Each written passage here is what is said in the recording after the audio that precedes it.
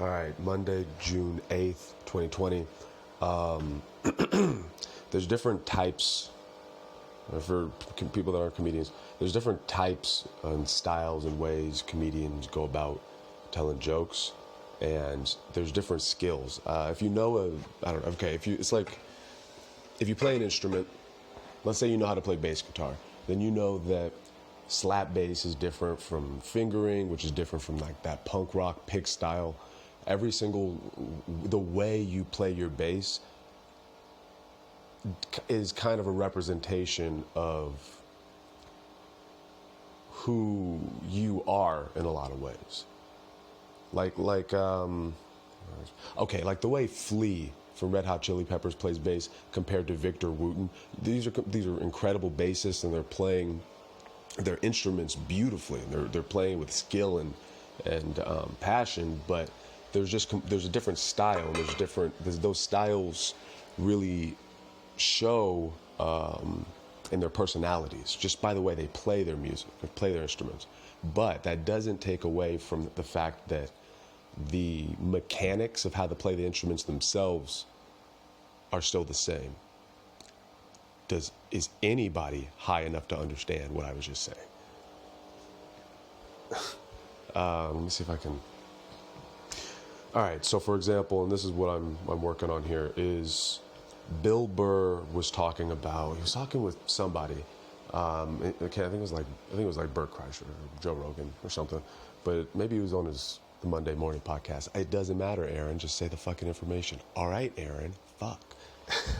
No, but Bill Burr was talking about how there was you have to try different angles to the craft, and you have to work out muscles that you don't normally work out. You ever see the buff guy who's like all top weight, up half, bottom half, spindly legs, right?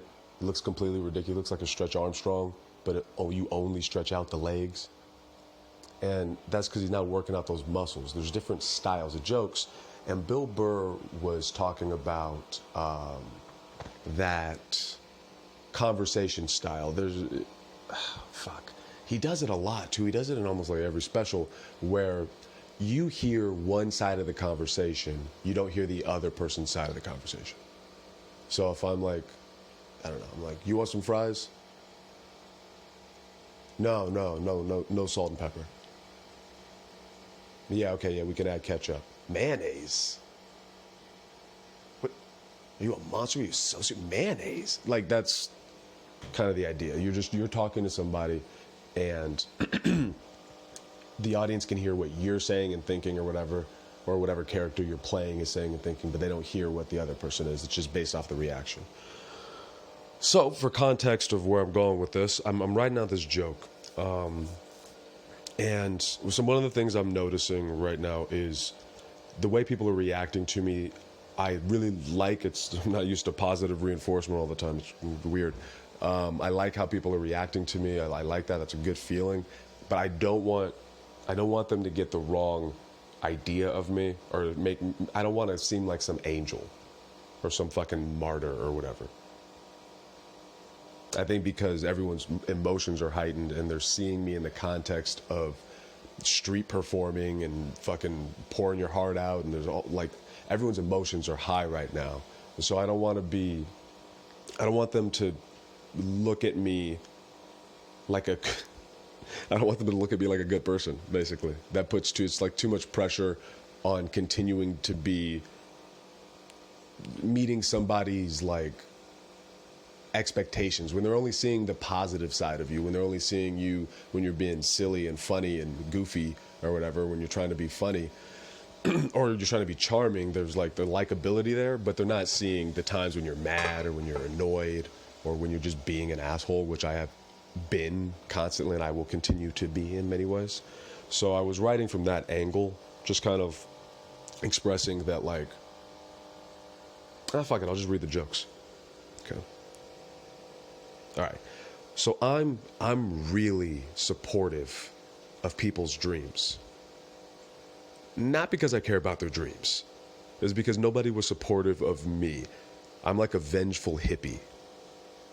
I'm being a good person out of spite. when I'm supportive, there's like a hint of manic depression. I always sound like, hey man, you should follow your dreams, no matter what they say. And then going from there, yeah, I can see why I was not able to write during quarantine or before Street Stand Up. So going from there, I'm thinking I can do that Bill Burr style of joke where that there's you hear what I say to a person when I'm giving them advice, and you can hear like it's really just me pumping myself up in a lot of ways. Like I'm very supportive of people's dreams, and I do genuinely want the best for people. And if you're creative, if you're a fucking crazy person, if you're a 3 a.m. Denny's person like me, then I support you. I hope, go do your thing. But at the same time, like if like I'm being honest with myself, I was listening to Kevin Hart, it's just me versus me. This is all this is. It is coming from a selfish and like insecure place, and a place that is, I wouldn't say dwelling on the past anymore, but is definitely affected, scarred, if you will, by the past. So that's the joke. I'm gonna have to say it on stage. There's just no fucking way I can tell if this is funny. But that's the idea. Just kind of expounding from there, and then fuck it, since we're here. So I've been just burning all my material. The people that are the real fans, you 20 some odd people, yeah, none of these jokes are going to be landing when you're out in the street with me. No, I am taking this angle though. This is like, you have the choice to listen to the podcast. If you don't listen to the podcast, the jokes are still the jokes on the street, I guess. I would say like someone who's like a Rocky Horror Picture Show type of person would probably be interested in something like this, like the mechanics, the inner workings of it. Because I think it's interesting. I'm getting way off topic. What am I doing? All right, so I had this other joke. Let's go something along the lines of this. I personally am proud to be a millennial. I know people say things to us like, oh, you guys are the Tide Pod generation. Bitch, are we going to act like the 70s didn't have the pet rock? And the 60s didn't have dirty hippies? Like, at least when we protest, we're not on acid while we do it. Or we're going to forget that, like, the 50s didn't have civil rights? I don't know. I think that my generation's pretty badass. I think every generation is amazing and stupid.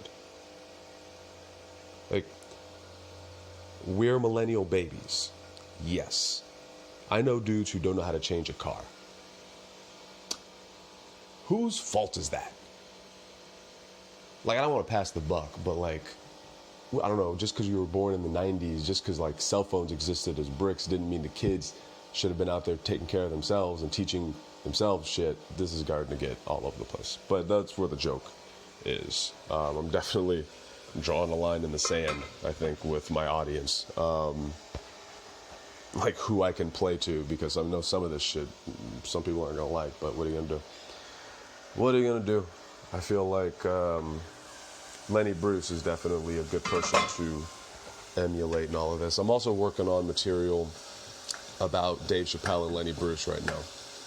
I have the I wish Dave Chappelle was my dad joke.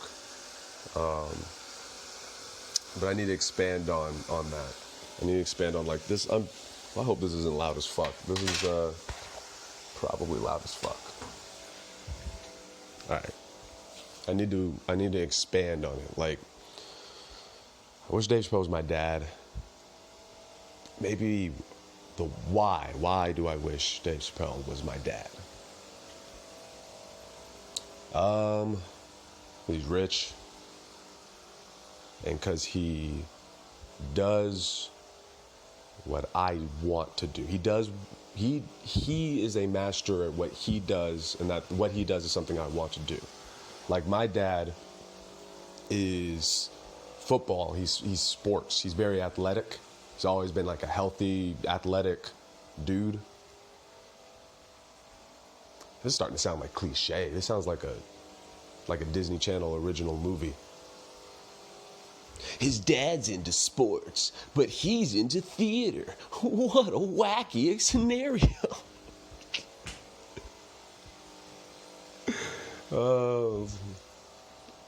I don't know. I could probably use that. All right. Well, I think that was productive.